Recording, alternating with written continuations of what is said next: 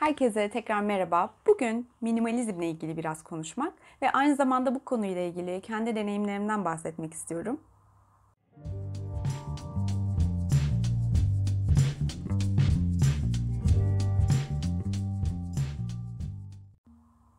Minimalizm nedir? İsterseniz hemen onunla başlayalım. Minimalizmin tabii ki birçok yerde birçok tanımını bulabilirsiniz. Ama ben kendi anladığım şekliyle size ifade etmek istiyorum bunu. Minimalizm bence hayatımızda somut veya soyut olarak bulunan ve bizim işimize gerçekten yaramayan, bizim zihnimizi meşgul eden, bizim enerjimizi alan ama bize günlük hayatımızda fayda sağlamayan her şeyi aza indirmek, mümkünse tamamen hayatımızdan çıkartmak anlamına geliyor. Minimalizm bir felsefe, yaşam tarzı olarak geçiyor. Bu minimalizmin çok moda olması tabii ki bence şöyle bir zamanda çok mümkün değil. Ama son zamanlarda insanlar bu konu üzerine yoğunlaştı. Bu konunun üzerinde gerekli çalışmalar, içerikler veya yazılar bulabiliyorsunuz. Bunu görmek gerçekten güzel çünkü insanın bu konuyla ilgili biraz desteğe ihtiyacı oluyor. Tek başınıza bunları yapmaya çalıştığınız zaman biraz tuhafmış gibi hissedebiliyorsunuz. O yüzden başka insanların görüşleri de bu anlamda benim için önemli. En azından benim bu sürece girdiğim aşamada bana gerçekten katkı sağladı. Ben de bugün eğer bu yolculuğa başlamayı düşünen insanlar varsa bunlara biraz katkı olması açısından böyle bir video çekmeye karar verdim. Ben bu sürece yaklaşık 4-5 yıl önce başladım. Ve öncelikle tabii ki herkesin de anladığı gibi ilk etapta eşyaları çıkartmakla elimden başlamıştım. Ama minimalizm tabii ki de sadece eşyalarla sınırlı olan bir felsefe değil. Minimalizm bir yaşam felsefesi. Yani buna düşüncelerimiz, ilgilendiğimiz hobilerimiz, çalışmalarımız, etrafımızdaki insanlar, bir insanın hayatında var olabilecek herhangi bir konu minimalizmin konusu olabilir. Bu nedenle minimalizm dediğimiz zaman birazcık daha geniş algılamak gerekiyor.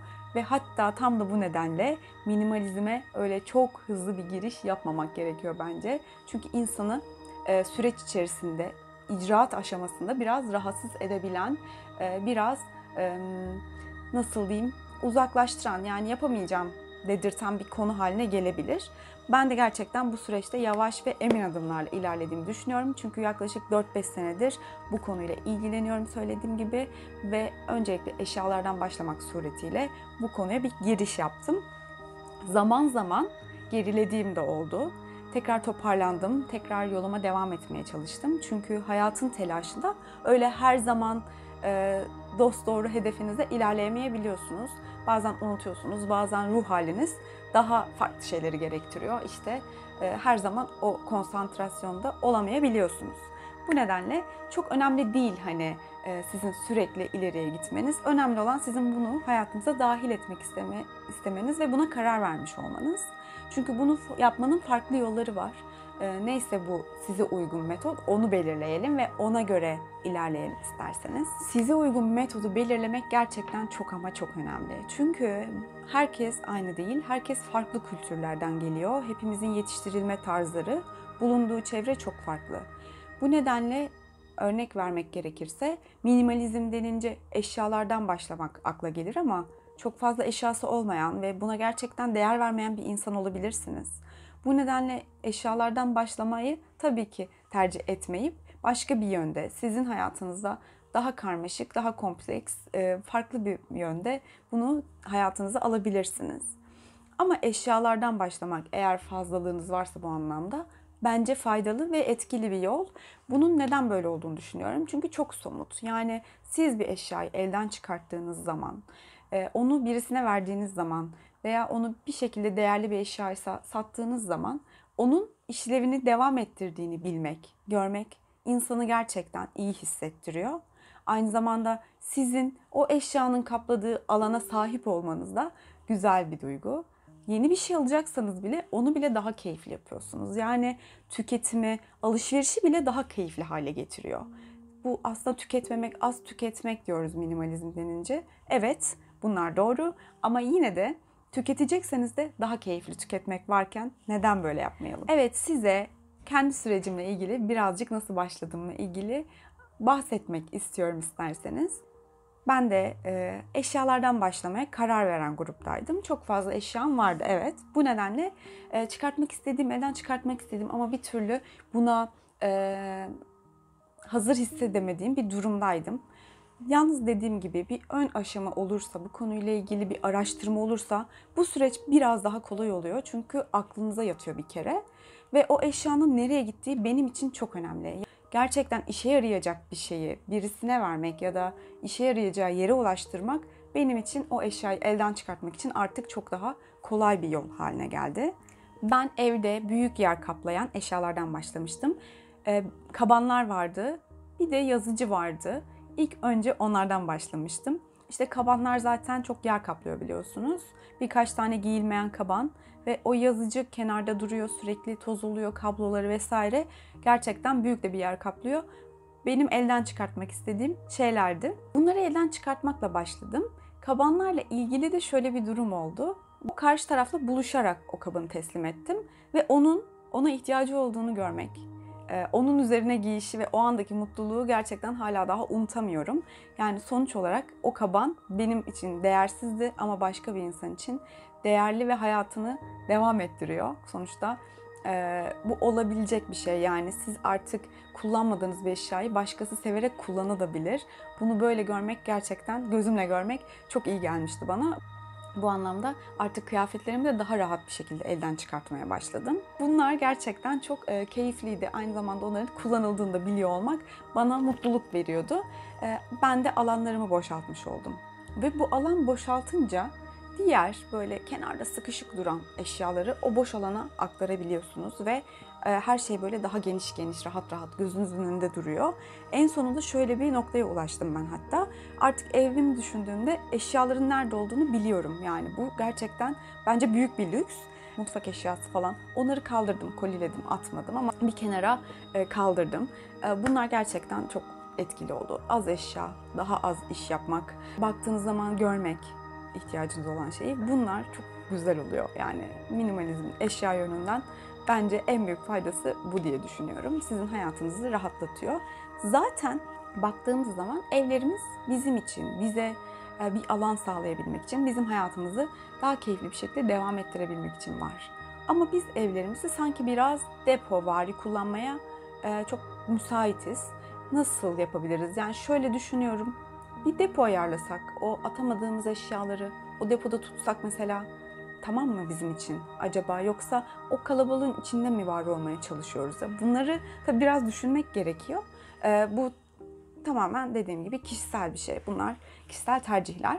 Daha sonrasında bu düzenleme mevzusuna gelecek olursak, örneğin 3 tane çekmece varsa bunları düzenlemek ve ihtiyacımız olanları ayırıp ihtiyacımız olmayanları elden çıkartmak suretiyle düzenledim. 3'ü 2'ye düşürüp sonra 2'yi teke düşürebiliyoruz mümkünse. Bu da gerçekten bize alan açıyor ve bayağı insanın kafasını bile rahatlatıyor.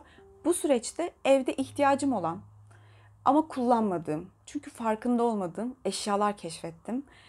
Ya da kullanabileceğim, tekrar düzenleyebileceğim, işte bir sürü kendin yap videoları falan var. Bu şekilde tekrar kazandırabileceğim eşyalarım olduğunu keşfettim. Bunları kullanıma aldım.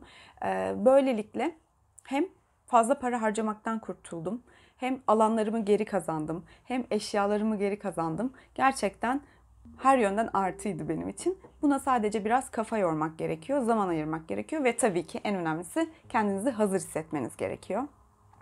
Tabii ki bütün bunları yapmak böyle anlatıldığı kadar kolay olmuyor. Çünkü ister istemez bir şekilde canlı veya cansız her şeyle bağ kurabiliyoruz. İşin hatıra boyutu var. Hatıra olarak sakladığımız eşyalar var falan. Bunları da tabii ki aza indirmek gerekiyor ama ben bu kısmını henüz çözemedim. Hatıra olarak sakladığım şeylerden hiçbir şeyi elden çıkartmadım. Hani bunu yapmak gerçekten benim için sonraki aşama diye düşünüyorum. Ama şu var, örnek veriyorum, sosyal medya hesapları. Bunları da azaltıyorum. Kimleri takip ediyorum, kimleri takip etmek istemiyorum. Bunları belirleyip ona göre sosyal medya hesaplarımı da yönetmeye başladım. Bu da bence çok faydalıydı. Çıkartamıyorsanız bile sessize alabiliyorsunuz Instagram'da o kişinin işte paylaşımlarını. Sadece ihtiyacım olan şeyleri takip ediyorum. Gerçekten bayağı faydalı oluyor. Bir diğer konu etrafımızdaki insanları azaltma metodu. Şimdi bunu söylediğimiz zaman tabii ki biraz bu can sıkıcı bir konu. Çünkü ister istemez hepimiz hayatımızda bulunmasını istemediğimiz insanlarla vakit geçirmek zorunda olabiliriz. Bunu ben hayattan çıkartmak gibi değil de, yani zaten çevresi çok geniş olan bir insanın belki uygulayabileceği bir şey ama ben genellikle hayatımda az ve öz insanlar olmasını tercih ediyorum. Ama yine de şöyle bir yola gittim. O insanlardan daha az etkilenme veya onların görüşlerine daha az yer verme hayatımda noktasına gittim. Birazcık daha onları göz ardı etmek noktasında çözüm buldum. Eğer hayatınızdan çıkartamıyorsanız onları çok fazla düşünce ağınıza almamanızı, en azından bunu yapmaya çalışmanızı önerebilirim size. Çünkü insanlarla ilgili iletişime girdikçe her kafadan bir ses çıkıyor ve siz yok oluyorsunuz. Yani bir süre sonra sizin düşünceleriniz çok ön planda değil de geri planda olabiliyor bazı hayat şartlarında. Bu nedenle biraz daha seslerini kısma gibi, hani oradaki sesi azaltabiliyoruz. O kafalardan, etrafımızdaki kafalardan çıkan sesleri. Belki böyle bir yöntem uygulayabilirsiniz. Ama çevreniz geniştir. Artık bu insanı hayatımdan istemiyorum diyebilirsiniz. Yavaş yavaş uzaklaşarak o insanları hayatınızdan tabii ki çıkartabilirsiniz. Her ne kadar zor olsa da bazen bunu da yapmak gerekiyor.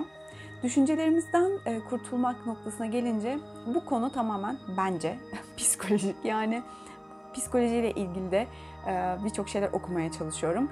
Eğer düşüncelerinizi sadeleştirmek istiyorsanız biraz psikolojiyle ilgilenmeniz ve bu tarz kitaplar var. İşte kişisel gelişim kitapları gibi veya bilimsel psikologların yazdıkları kitaplar var. Bunlar bence çok faydalı. Düşünceleri biraz kontrol altına almak ve duyguların farkında olmak düşüncelerinizi biraz daha stabil ve rahat hale getirebilir. Destek alabiliyorsanız bir psikologdan destek almak da düşünceleri yönetmek anlamında bence çok etkili. Ama böyle bir imkan yoksa psikoloji kitapları düşünceleri yönetmek anlamında gerçekten çok etkili. Hatta bir video çekmiştim. İlk videolarımdan bir tanesi İyi Hissetmek diye bir kitap var. Linkini açıklamalar kısmına bırakırım. İsterseniz o kitabı okuyabilirsiniz, videoyu izleyebilirsiniz. O kitabın gerçekten düşünceleri yönetmek üzerinde ciddi bir etkisi olduğunu düşünüyorum. Bunun gibi hayatınızın birçok alanına minimalizmi uygulayabilirsiniz, uyarlayabilirsiniz. Peki sonuca gelecek olursak, bütün bunları yaptıktan sonra ne olacak, ne elde edeceğiz?